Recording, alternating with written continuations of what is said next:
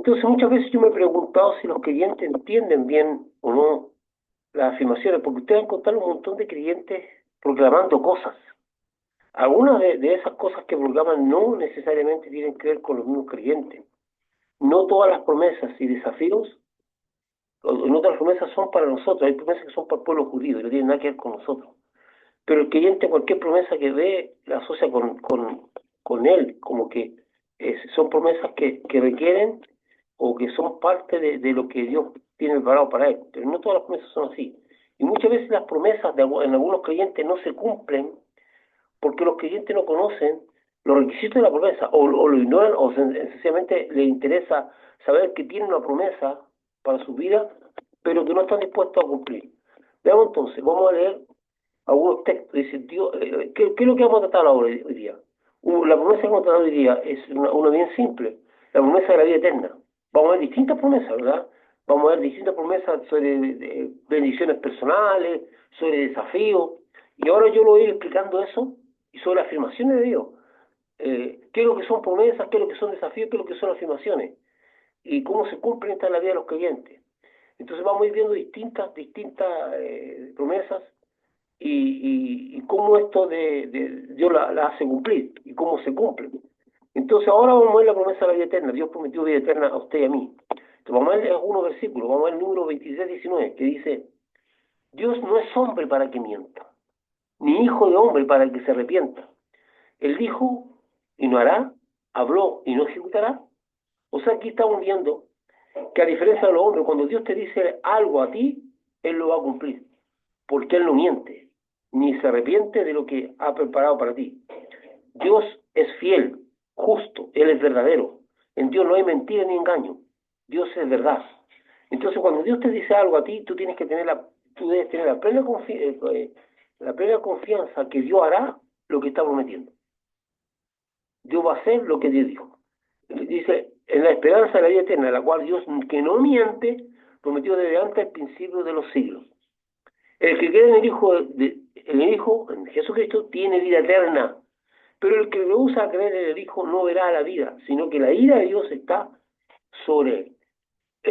Y esta es la voluntad del que me ha enviado, que todo aquel que ve al Hijo y cree en él tenga vida eterna, y yo le resucitaré en el día postrero. Dios ha prometido que nos va a resucitar de entre los muertos. Tu existencia no termina con la muerte. Tu existencia, tu vida se prolonga más allá de la muerte. Tu vida empieza después de la muerte. Porque este tiempo acá es un tiempo de prueba, un tiempo donde tú, en medio de la adversidad, en medio de las circunstancias variables de felicidad y de tristeza, tú estás cumpliendo un propósito para el cual Dios te puso aquí. Entonces, de cierto os digo que el que cree en mí, Juan 6:47, tiene vida eterna. En Romanos 6:23 dice, porque la paga del pecado es muerte, mas la dádiva de Dios es vida eterna en Cristo Jesús, Señor nuestro. Ese texto usted lo debe tener recontra conocido, mis hermanos, muy conocido. Es un texto que se usa mucho para la evangelización, para que la gente conozca de ese texto. Veamos un poco más. Y en Juan 17 dice, y esta es la vida eterna, que te conozcan a ti, al único Dios verdadero, y a Jesucristo a quien has enviado. La gran pregunta que se hace en la mayoría de las personas, incluyendo a los creyentes, ¿en qué o en quién podemos confiar? Para nadie es un misterio que actualmente este mundo está dominado por la práctica de la mentira y el engaño. Eso es una realidad. Usted, de hecho, usted sabe que ya se ha normalizado la mentira como un medio para obtener un resultado. A las personas ya no se le hace nada mentir, pero lo que es más terrible es que la mentira ha entrado, ha calado en el corazón de algunos creyentes, ¿no? Para algunas personas, lamentablemente también para algunos que se dicen seguidores de Jesucristo, la mentira o el engaño se ha normalizado, lo encuentran normal en sus vidas. Se considera esta práctica como algo aceptable y normal en la búsqueda de conseguir objetivos. Eso es muy triste, es muy patético y de consecuencias muy grandes, porque en este país hay dos grandes espíritus dominando la nación entera. Y estos espíritus se manifiestan fuertemente, que es la mentira, el engaño y el robo. Aquí no hay persona que no robe a su nivel.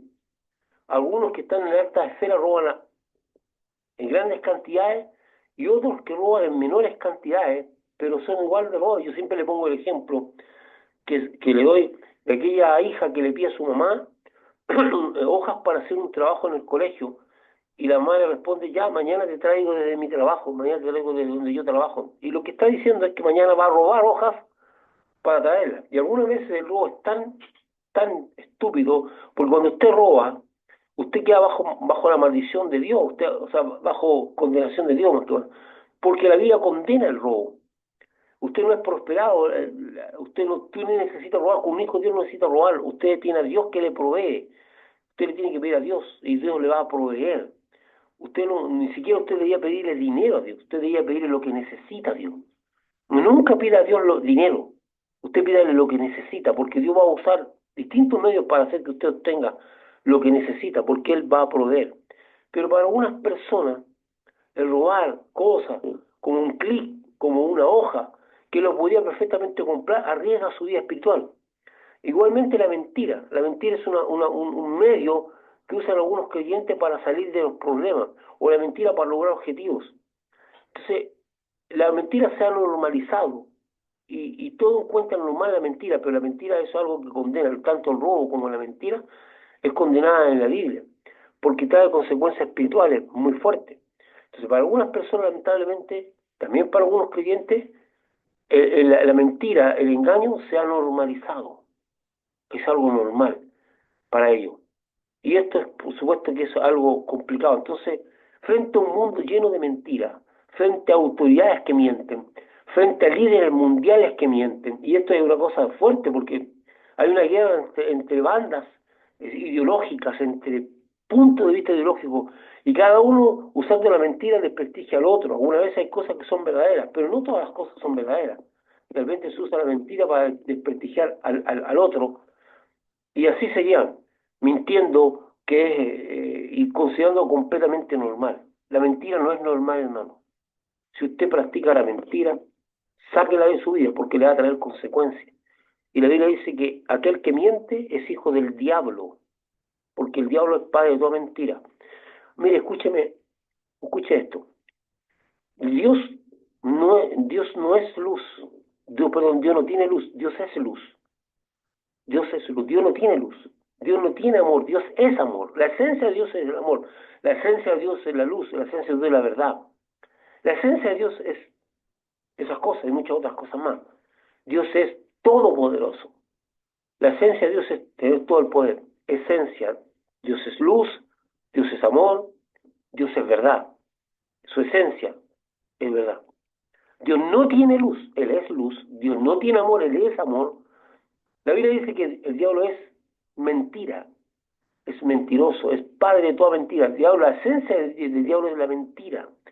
Por lo tanto, cuando usted participa conscientemente y en forma constante de la mentira, porque usted puede tener un momento de mentira, y eso es algo que usted pide perdón a Dios, pero no practica la mentira, no vive permanente la mentira. Todos en algún momento mentimos porque hemos visto afligido, no hemos sabido cómo responder a alguna situación, y puede que la mentira haya sido parte de nosotros, a la cual tenemos que pedir perdón, arrepentirnos y no. Pero hay gente que practica la mentira, que su vida camina en mentira, y estamos hablando de creyentes. Esto va a traer consecuencias en su vida. Entonces la pregunta que nos hacemos, frente a todo este mundo de mentiras, ¿en qué cosas podemos creer? ¿En quién podemos creer? ¿Hay alguien verdadero? ¿Hay alguien que no mienta? ¿Hay líderes que estén dispuestos? Porque el engaño hacia nosotros del liderazgo es muy grande. Nos tratan de convencer de que el mundo está desastrado o que nosotros necesitamos de ellos y una serie de cosas más. No debemos olvidar que Jesucristo nos enseña que la mentira es del diablo y que Él es padre de toda mentira. Usted cuando participa en la mentira conscientemente y convierte la mentira en un modo de vida, usted se hace parte del diablo y no puede ser parte de Dios y parte del diablo. Entonces es importante que nosotros aborrezcamos la mentira, como la aborrece Dios. Pero Hay algo que usted debe entender, y yo se lo voy a explicar una vez más de la manera muy simple que pueda. Cuando usted sufre una herida o un daño en su cuerpo, una herida, un golpe, un corte, un accidente, usted puede visualizar sus heridas, usted las puede visualizar y usted puede ver cómo estas heridas están evolucionando. Usted puede darse cuenta si están evolucionando o no esa herida. Usted puede percibir si esa herida están eh, sucias, están sanándose o no. Usted puede mirar eso porque las puede ver. Usted puede ver la situación de lo que está ocurriendo en su cuerpo. Pero cuando usted sufre un daño del alma, porque hay cosas que afectan el alma, por eso hablamos de las heridas del alma, por eso hablamos de la sanidad del alma, por eso sabemos que muchas veces eh, la falta de perdón nos afecta en el alma y nos mantiene atados, porque alguna vez fuimos heridos interiormente, y como esas heridas no se ven, como las condiciones interior no se ve, nosotros ignoramos y la condición interior, perdón, se refleja en nuestra manera de conducirnos, en lo que creemos, en lo estancado que podemos estar espiritualmente y por qué nuestra vida está estancada. Mucha gente no entiende el por qué su vida está estancada, por qué no progresa, por qué no tira para arriba. Veo a otros progresando, veo a otros, no estoy hablando solamente de lo material, estoy hablando de como persona. Eh, como también algunas veces la enfermedad nos afecta por el estrés, por la depresión y otras cosas más. Pero no nos damos cuenta que hemos dado cabida en nuestra vida a cosas que son dañinas interiormente, que no se ven, que tú no las puedes visualizar. Las heridas interiores tú no las puedes visualizar, tu estado espiritual interior no lo puedes visualizar, solamente a través de Cristo. Y la única manera que tú tienes de guardar la integridad interior y la sanidad de tu alma es obedeciendo a la palabra de Dios. Porque la palabra de Dios previene los daños interiores y procura la sanidad del alma. Entonces, muchas veces actuamos sin considerar, por ejemplo, el caso de la mentira, qué consecuencias interiores, fuera de las consecuencias exteriores, de cómo afecta a las otras personas o me puede afectar a mí, qué consecuencias interiores puede tener la mentira. A lo mismo, cuando la Biblia pone los mandamientos, y algunas personas los consideran tan gravosos. Dicen, ¿por qué? Pero yo no quiero estar sujeto a este mandamiento porque es como una lata, que es desagradable poder... No, los mandamientos tienen un propósito y es guardar tu integridad interior. Entonces muchas veces la vida de las personas está deteriorada por la práctica de las cosas que son contra Dios. Porque cuando Dios te dice no mientas es porque la mentira te va a traer consecuencias interiores y no solamente exteriores, ¿verdad? Cuando la Biblia dice no robes, porque el robo te va a traer consecuencias interiores y no solamente exteriores. Entonces la Biblia nos está dando una serie de cosas, nos está diciendo una serie de cosas que son importantes. Entonces, podemos confiar cuando la mentira está por todos lados, podemos confiar en alguien en medio de esta desesperanzadora realidad. Nos preguntamos si existe algo o alguien en quien podamos confiar, que estemos totalmente seguros que es verdadero y que no miente ni engaña. Sí, hay alguien, Dios y su palabra. Tú puedes tener la certeza absoluta en Dios y su palabra, como lo hemos visto ahí en el texto ese que hemos leído. Ese. Dios no es hombre, el número 23-19 dice, Dios no es hombre para que mienta, ni hijo de hombre para que se arrepienta. Él dijo y no hará, habló y no ejecutará. Lo que Dios dice lo va a hacer, lo que Dios prometió lo va a cumplir, lo que Él ha dicho lo va a ejecutar. Dios no miente. Tú puedes tener la plena certeza de que confiando en Dios y su palabra no vas a ser decepcionado. Dios cumple. ¿Podemos confiar en alguien? Sí, en Dios y su palabra. Entonces Dios no es hombre para que mienta, ni hijo de hombre para que se arrepienta. Él dijo y no hará, habló y no ejecutará. Dios lo que te dijo que iba a hacer, lo va a hacer. Si Dios te prometió algo a través de una profecía, a través de su palabra, de que iba a hacer algo contigo, con tu familia, lo va a hacer. Pero nunca debe olvidar que esto requiere también unos requisitos. En esta confianza conoceremos y recibiremos las promesas que Dios ha comunicado. Por ejemplo, una promesa de la vida eterna. Entonces, Dios dice que va prometió vida eterna para todo aquel que cree en Jesús. Bien, es una promesa de la vida eterna. También entendemos los desafíos que permiten alcanzar promesas. También Dios va a establecer desafíos. Dice, por ejemplo, cuando la Biblia dice, traer los diezmos al alfolí y haya alimento en mi casa. Dice, y abriré la ventana de los cielos y derramaré bendiciones hasta que sobreabunden. Entonces el asunto de derramar bendiciones hasta que sobreabunden, dice, traer los diezmos al alfolí es un granero, no es una caja. Hay gente que cree que es una caja, que la caja que se pone en la iglesia delante, permiso hermano, que se pone delante para reconocer la ofrenda y diezmo, no. Entonces la Biblia dice, entonces voy a abrir la ventana de los cielos y de la manera bendición, dice, probadme, dice Dios. Si no abría la ventana de los cielos, probadme, dice, si tú haces esto, yo esto otro. Entonces ahí existe un desafío. La vida tiene una promesa, es un desafío. Yo te desafío, dice Dios, a que me pruebes. Entonces, tú quieres que la ventana de los cielos se abran para bueno, trae los diezmos al alfolí. Entrega tus diezmos. Y después dice, primero vimos la promesa de la vida eterna. Es una promesa. Dios prometió dar vida eterna. ¿A quién? Ahí vamos a verlo. Y dice, vamos a ver, también entendimos los desafíos, como el caso de los diezmos y la ventana de los cielos. Y también entenderemos las afirmaciones de Dios que afectan nuestra vida y que no debemos ignorar o pasar por alto. Como por ejemplo, Dios no puede ser nublado. Todo lo que el hombre sembrare, eso segará. Entonces también ahí hay una afirmación de Dios. Dice que Él no hace nunca nublado. Que lo que el hombre sembrare va a recibir como retribución. O sea, Dios dice, yo voy a retribuir a toda persona según como siempre va a cosechar lo que sembró. Entonces, hay otra cosa fuerte. Aquí tenemos tres variables: las promesas, los desafíos y las afirmaciones de Dios. Las promesas son cosas que Dios ha dicho que va a hacer y te ha prometido a ti bajo ciertas condiciones. Los desafíos son: esto va a ocurrir si tú quieres saber, pruébame en esta área y tú vas a ver cómo yo pruebo. Entonces, también tenemos las afirmaciones, como que Dios afirma y dice que toda acción que tú hagas tendrá su retribución, ya sea en una buena cosecha o en una mala cosecha, y la gente ignora eso.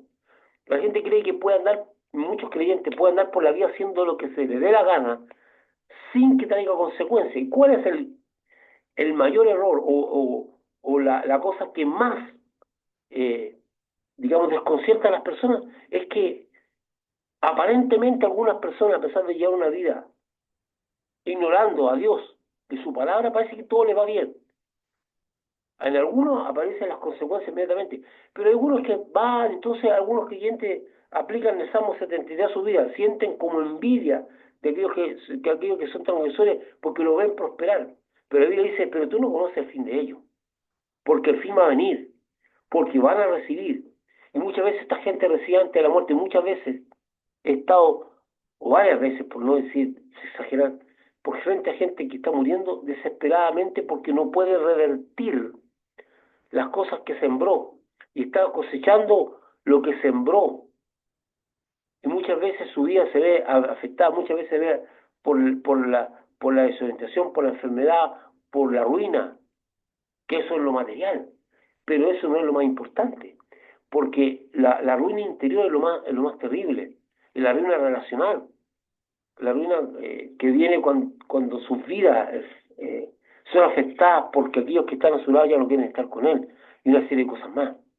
Entonces las consecuencias que no se ven inmediatamente, porque dice, pero mira, esta persona anda en la vida haciendo lo que quiere y no le va mal, es lo que tú ves, pero tú no sabes, porque existen consecuencias externas que tú ves y existen consecuencias internas que tú no ves. Y muchas veces hay personas que acaban en el suicidio, que es lamentable. Muchas veces hay personas que acaban en la locura, en una serie de cosas más. Hoy veremos la promesa de la vida eterna.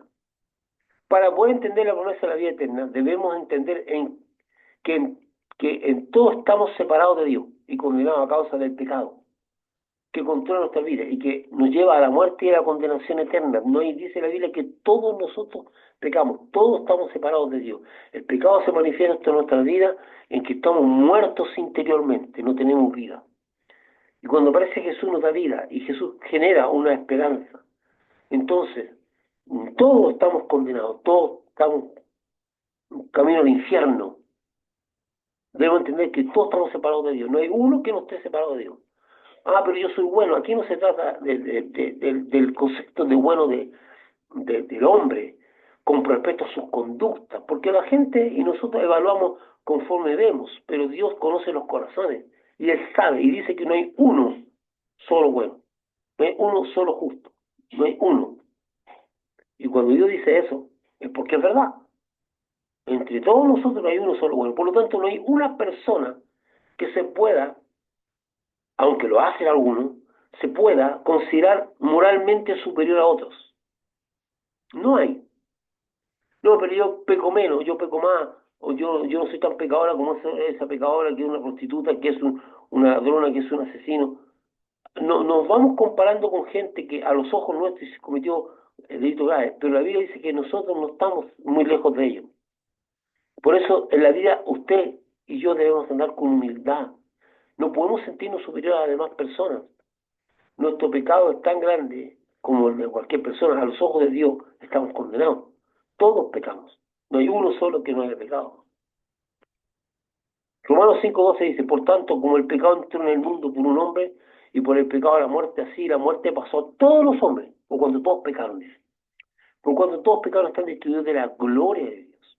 Porque la paga del pecado es muerte, más la dádiva de Dios es vida eterna en Cristo Jesús, Señor nuestro. O sea, ahí está claro que nosotros, que ante los ojos de Dios, todos somos considerados pecadores. Y estamos perdidos, condenados a la muerte, porque el pecado trae muerte y nosotros estamos muertos tanto espiritualmente como condenados para la eternidad. Dice que estamos destituidos de la gloria de Dios. ¿Qué está destituido de la gloria de Dios? Aquí no dice por cuanto todos pecados están destituidos de la salvación, no, estamos destituidos de la gloria de Dios. La gloria de Dios es la presencia de Dios, la gloria de Dios es la comunión con Dios. Dice que todos pecaron, hay una destitución, una separación de la presencia de Dios y que el pecado nos lleva a la muerte eterna. O sea, no, la condición nuestra y la condición de cualquier persona, no importa cuán buena se considere esta, cuán religiosa se considera, es que todos somos pecadores. No hay una persona que por méritos, aunque en su mente lo piense, que se sienta mejor que otra y que por méritos crea que se merece estar con Dios. Aquí no es una cuestión de mérito, porque la Biblia dice que el Dios que conoce los corazones, que escudriña los corazones, a la demás personas nosotros la podemos engañar, pero nunca a Dios. Dios sabe cómo eres tú, quién eres y cómo actúas. Sabe lo que hay en tu corazón. Dios te conoce, me conoce a mí, nos conoce a todos nosotros. Y Dios nos pone en la misma condición a todos. No hay uno mejor, ni hay uno peor. Por lo tanto, si en algún momento de tu vida te sientes tentado a creerte superior a otro, regula, echa para atrás, porque eso te puede costar caro, muy caro, que era la actitud que tenían los fariseos, de sentirse mejor que los demás creyentes. No hay una persona mejor que otra a los ojos de Dios. Todos somos pecadores y todos necesitamos de Dios. No hay una persona. Por lo tanto, reprende tu corazón, reprende tu mente. Si en algún momento viene la tentación de sentirte mejor que otras personas y con más mérito para estar en el cielo o con más mérito para ser parte del pueblo de Dios. Ninguno. Todos estamos en la misma condición. Ah, pero mis pecados, yo no soy un asesino como ese hombre. Ten cuidado, porque vas a hacer la misma oración del fariseo cuando Jesús relata que habían dos hombres delante de Dios pidiendo, y había un fariseo un hombre de los publicanos, de los pecadores. Y el fariseo dice que decía, Señor, te doy gracias porque yo ayuno todo el tiempo, porque soy un hombre religioso, porque yo guardo el día de reposo, porque yo cumplo las leyes y no soy como este otro publicano pecador. Y ese comparado dice yo, se sentía mucho mejor que el publicano. Y dice la Biblia que el publicano decía, sé propicio a mí, pecador, y se golpea el pecho diciendo, Señor, sé propicio a mí, que soy un pecador. Entonces Jesús dice, ¿cuál de los dos se fue justificado? Dice, el publicano. Porque no hay mérito alguno en nosotros, hermano, no hay mérito alguno, los méritos los tiene Cristo. Nosotros somos sujetos de bendición porque Dios nos amó y nos ama y ha permitido que en medio de nuestra calamidad como persona, en medio de nuestro pecado, de nuestro corazón torcido muchas veces, es oscuro, Él saque luz y nos perdone y nos ayude. Saca de tu mente y tu corazón cualquier tentación de sentirse mejor que otra persona. Bueno, nos quedan 10 minutos. Sigamos entonces para estos 10 minutos que nos quedan. Dice Tito, en la esperanza de la vida eterna, la cual Dios, que no miente, prometió desde antes de principio de los siglos. La promesa dice que Dios, que no miente, prometió la vida eterna. Una vez más, tenemos la confianza de que Dios es veraz y no miente, y que Él había prometido desde el tiempos antiguos sobre la esperanza de llegar a tener vida eterna. Es decir, que no solo nos dará vida después de morir físicamente, sino que al ser vida eterna no habrá más muerte. Al decir vida eterna nos está diciendo que nos dará una existencia significativa y propósito, no una existencia estática. Dice que nos va a dar una existencia significativa, o sea, vamos a tener un quehacer en Dios. Muchas cosas, Dios cuando nos resucite nos va a dar un quehacer. En Juan 6:47, de cierto digo que el que cree en mí tiene vida eterna. El que tiene el Hijo tiene vida eterna, dice Juan 6, pero el que rehúsa creer en el Hijo no verá la vida, sino que la vida de Dios está sobre él. Es una promesa de Dios. Toda promesa tiene como requisito una condición, y esto es muy importante entenderlo, ya que hay muchos creyentes que viven proclamando promesas de Dios para su vida, pero no cumplen las condiciones establecidas para la promesa.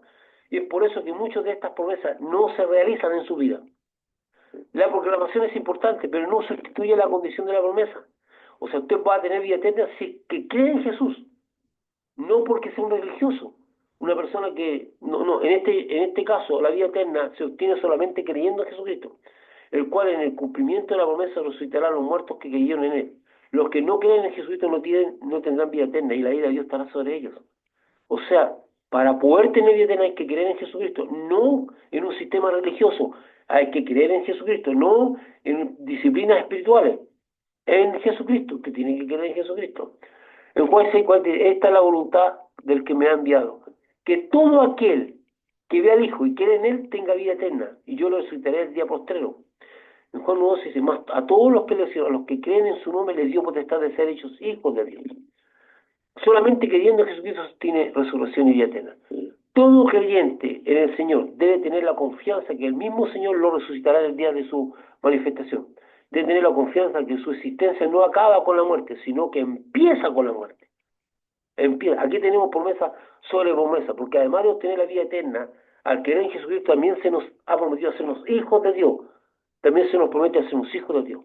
Con todo lo que involucra ser hijo de Dios, y no solamente criatura de Dios. Por lo tanto, el día en que creíste en Jesucristo y lo recibiste, te transformaste en un hijo de Dios. Tu verdadera identidad es ser hijo de Dios. Esa es tu identidad. Tú eres un hijo de Dios, no un enfermo, no un inútil, no un tonto. No, tú eres un hijo de Dios. No hay otra consideración. Y dice, y esta ley eterna que te conozcan a ti, al único Dios verdadero, es Jesucristo quien has enviado. Nos preguntamos qué es la vida eterna, en qué consiste la vida eterna, que se promete vivir, y en el texto dice que consiste en que conozcan a Dios y a Jesucristo su Hijo. Esto es extraordinario porque el conocimiento de Dios y de Jesucristo, ambos creadores de todo lo que existe junto al Espíritu Santo, nos permitirá conocer e interactuar con las maravillas de Dios por la eternidad. Entonces, las promesas, la promesa que vimos hoy día es la vida eterna. Esa es la primera promesa que estamos viendo en esta serie de las promesas, los desafíos y las afirmaciones de Dios. Y debemos tener conciencia de que Dios, a través de su palabra, nos va a cumplir las promesas. La proclamación es importante, pero toda promesa lleva un requisito. Un requisito. Usted debe entender que sin cumplir los requisitos, las promesas no se cumplen. No importa que usted las proclame, no importa que usted diga, oh, esto es así, esto es así. Las promesas no se van a cumplir si usted no cumple los requisitos. y debe entender que las promesas de Dios son para, para ejecutarlas, para que usted pueda vivir en esa promesa una vez que cumpla los requisitos. Usted tiene vida eterna si cree en Jesucristo y no es condenado. Usted es un hijo de Dios cuando cree en Jesucristo y tiene resurrección y no va a permanecer para la muerte, y Dios no miente. Su vida no termina, no va a terminar con la muerte, su vida va a empezar con la muerte. Así que yo lo desafío en esta hora a que usted pueda creer que Jesús lo va a hacer una persona